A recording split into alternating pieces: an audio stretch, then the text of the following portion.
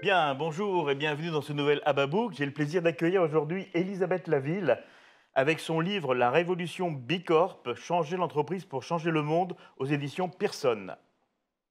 Alors Elisabeth, vous avez créé le cabinet Utopie il y a 30 ans. C'était le premier think tank et cabinet spécialisé dans le développement durable. À l'époque, on en parlait très très peu, sur les stratégies de marque engagées et les entreprises à impact positif. Vous avez été l'auteur de plusieurs best-sellers vers une consommation heureuse et l'entreprise verte, notamment parmi d'autres livres. Et vous avez participé au lancement du mouvement Bicorp en France. Votre livre est conçu comme un guide de la démarche Bicorp et avec plein de témoignages de patrons d'entreprises labellisés. Mais j'ai une première question. Au début, vous êtes un peu critique avec un bilan contrasté sur les politiques de développement durable et vous dites qu'elles sont dans l'impasse. Qu'est-ce que vous entendez par là?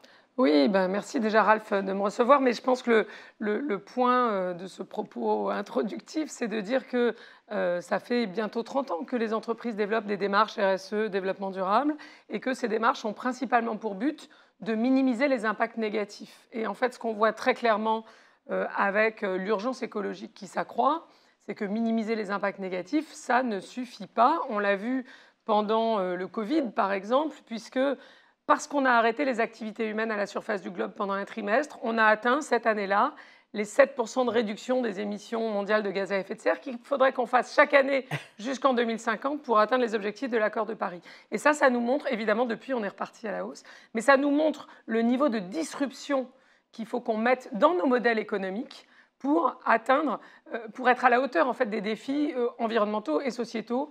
Et la RSE ne suffit pas. Ça ne suffit pas d'être moins mauvais, il faut être bon, mettre les enjeux de la transition écologique et solidaire au cœur du modèle économique des entreprises. D'accord, donc effectivement, je comprends mieux. Effectivement, ça veut dire que même si on arrête toutes les activités pendant 6 mois, ça ne suffira pas. Donc, il faut changer de braquet, en fait. Mais Faut... comme on va pas, comme je pense qu'aucun chef d'entreprise n'a envie d'arrêter à nouveau les Ouais. activités, l'enjeu c'est de mettre ce même niveau de disruption au cœur des modèles économiques quand on relance l'économie sans être obligé de l'arrêter pour atteindre les objectifs. Très bien. Alors, est-ce que vous pouvez nous préciser ce qu'est une entreprise Bicorp? On en entend parler par-ci, par-là.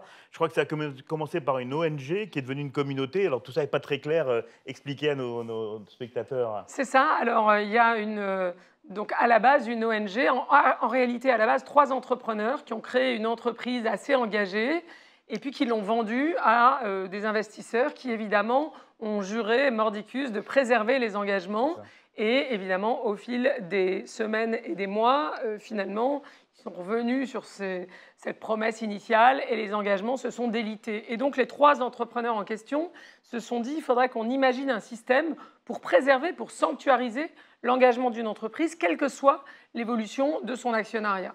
Et ils ont imaginé 2 dispositifs en réalité. Un premier dispositif qui est la certification Bicorp, Mhm. avec l'idée que ça, et qui comprend notamment l'engagement d'inscrire la mission, le purpose, la raison d'être de l'entreprise au cœur de ses statuts. Donc tout ça sanctuarise l'engagement et un certain niveau d'ambition ou de performance. Et puis d'ailleurs un deuxième système qui est l'équivalent dans pas mal de pays, en Italie, aux États-Unis, au Canada, de la société à mission française. Donc quelque chose qui inscrit ça dans le statut légal de l'entreprise. Voilà, c'est ça à la base. Donc au départ, petite communauté de pionniers, d'entreprises engagées, et aujourd'hui 6000 entreprises dans plus de 80 pays, et autant d'ailleurs qui sont dans la file d'attente, qui Pour attendent être, l'audit pour être certifiés, qui ont déjà rempli le questionnaire, soumis leurs réponses et qui attendent le Alors, Graal. en bon franchouillard, je veux dire, mais nous, on a la loi Pacte. Alors, quelle est la différence et à quoi ça sert? Alors en fait, c'est très complémentaire. Il ne faut pas du tout opposer les 2 systèmes. D'abord, se souvenir que certes, la certification de Bicorp est née aux États-Unis, mais comme je l'ai dit, elle est dans plus de 80 pays aujourd'hui, y compris la France. Donc ce n'est pas du tout un système américain qui serait concurrent, j'aime pas ce terme, de la Ouais. loi Pacte, qui serait un système français, puisque comme je l'ai dit, il y a des équivalents de la société à mission dans beaucoup d'autres pays, qui ont d'ailleurs été promus par Bilab, l'ONG qui a créé Bicorp. La complémentarité entre les deux, pour faire court, la société à mission, elle est plutôt a priori. Vous inscrivez dans vos statuts la raison d'être, la mission Mhm. d'entreprise, ses grands objectifs socio-environnementaux. Et à partir de là, vous êtes société à mission. Et ça vous donne un certain nombre d'engagements, créer un comité de mission externe, de parties prenantes internes, externes, qui va vous aider dans l'atteinte de la mission et des objectifs, faire un rapport tous les ans, avoir un audit tous les 2 ou 3 ans, etc. Mais en fait, au moment où vous avez changé les statuts, vous devenez société à mission. Donc c'est a priori. On vous fait confiance sur le fait que vous allez faire derrière ce que vous devez faire et que ça va vous faire progresser. Bicorp, A contrario, même si les deux ont en commun de demander le changement des statuts, c'est plutôt a posteriori. C'est vous ne pouvez être certifié Bicorp que quand vous avez atteint les 80 points sur 200, qui sont un niveau de performance exceptionnel. Une spécificité de Bicorp, c'est que le questionnaire d'auto-évaluation est gratuit, accessible en ligne à n'importe quelle entreprise qui veut le faire demain matin. Ça lui permet d'avoir un score sur 200, donc se situer.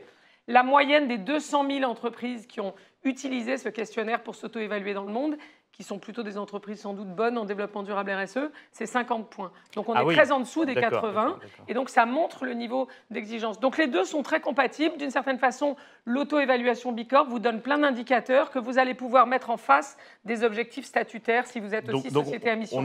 On est plutôt complémentaires. Nous, on recommande à nos clients de faire les deux quand ils nous disent est-ce qu'il faut faire l'un ou l'autre. D'accord. Alors, le bouquin est génial parce qu'il y a vraiment beaucoup de portraits d'entreprises et d'entrepreneurs Bicorp.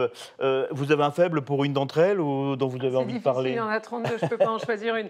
J'ai un faible, on va dire, pour celles qui travaillent sur le changement culturel qui est nécessaire dans les entreprises et dans la société pour faire advenir cette transition écologique et solidaire. Donc, par exemple, The Guardian dans les médias, ou Politecnico di Milano, qui est le dernier exemple, qui est une business school qui veut changer la façon dont on enseigne aux futurs dirigeants justement l'art de gérer, de diriger une entreprise. Et puis, pour les entreprises qui fabriquent des produits, peut-être plus, j'aime bien Fairphone, celle qui essaie de changer un marché. Fairphone, qui essaie de faire un téléphone portable dont on peut remplacer un module sans être obligé de renouveler le téléphone, donc lutte contre l'obsolescence programmée, et puis sourcing responsable des matières. Évidemment, Veja sur les baskets, qui a essayé de faire la même chose, de mettre tout l'argent qui normalement va dans la pub, les sportifs qu'on sponsorise dans la qualité des matières premières, etc. Ce qui est d'ailleurs représenté par nos deux baskets, puisqu'on a tous les deux la même marque de basket. Exactement. Et Redman, par exemple, sur le marché de la promotion immobilière, qui essaie de faire pareil. Ça montre qu'il y a une infinie diversité de secteurs. Je ne l'ai pas dit, mais il y a 150 secteurs aujourd'hui, je crois, représentés dans la communauté Bicorp dans le monde.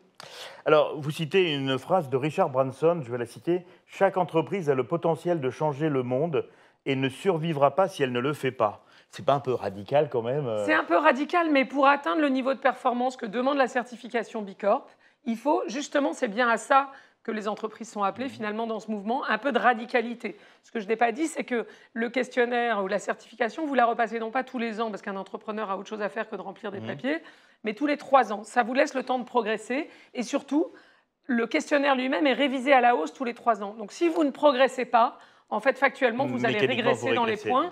Et donc, quand on regarde les entreprises, il y en a une qui n'est pas dans le livre, mais qu'évidemment j'aime beaucoup, qui est Patagonia, dont on a beaucoup parlé récemment. On voit bien que jusque dans la transmission de l'entreprise, Yvon Chouinard a choisi de transmettre à une fondation actionnaire qui reversera l'intégralité des profits, c'est-à-dire quasiment 100 millions de dollars par an, à des causes environnementales. Il choisit d'ouvrir la voie, ce qui est la moindre des choses pour un alpiniste, et de montrer l'exemple aux autres. C'est ça la radicalité, c'est de ne pas se satisfaire du business as usual ou de la RSE as usual, de la démarche de minimisation des impacts négatifs qui suffit pas, qui n'est pas à la hauteur des enjeux aujourd'hui. On a besoin de leaders et d'entrepreneurs qui prennent des décisions un peu plus radicales et audacieuses. D'ailleurs, je ne sais plus où j'ai lu que Yvon Chouinard vous a inspiré il y a 30 ans pour créer votre entreprise. Oui, je l'aime beaucoup. J'ai eu la chance de le rencontrer. Il a préfacé mon précédent bouquin. C'est vraiment quelqu'un que j'aime beaucoup. Alors, dernière question, évidemment, le client dans tout ça, est-ce qu'il y a une sensibilité aujourd'hui de la part du client? Qu'est-ce que vous constatez? Alors,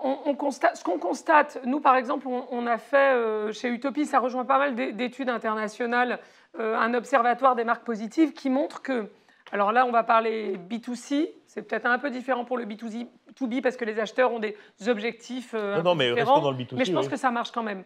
Dans le B2C, un consommateur moyen qui perçoit l'engagement positif sociétal, environnemental d'une entreprise ou d'une marque a une intention d'achat, toute chose égale par ailleurs, en moyenne, égale à 2,4 fois l'intention d'achat de celui qui ne la perçoit pas. Et plus vous êtes... On a des marchés, le tourisme, il y a pas mal de marchés aujourd'hui, la mobilité, les transports, l'automobile ou la mode. Si l'engagement moyen du secteur n'est pas vraiment perçu, ce coefficient multiplicateur, il est encore plus élevé. Il passe à 3, à 4 et même pour certains secteurs à 5 ou 6. Donc c'est ça le sujet. Les clients ne sont pas du tout indifférents à ces dimensions-là. Et je pense que les entreprises engagées le montrent, ont des résultats dans le temps qui le montrent. Merci beaucoup, Elisabeth Laville. Donc, je rappelle votre livre, La Révolution Bicorp, changer l'entreprise pour changer le monde, avec une très belle préface d'Emmanuel Faber, ancien PDG de Danone. Absolument. Merci Ralph.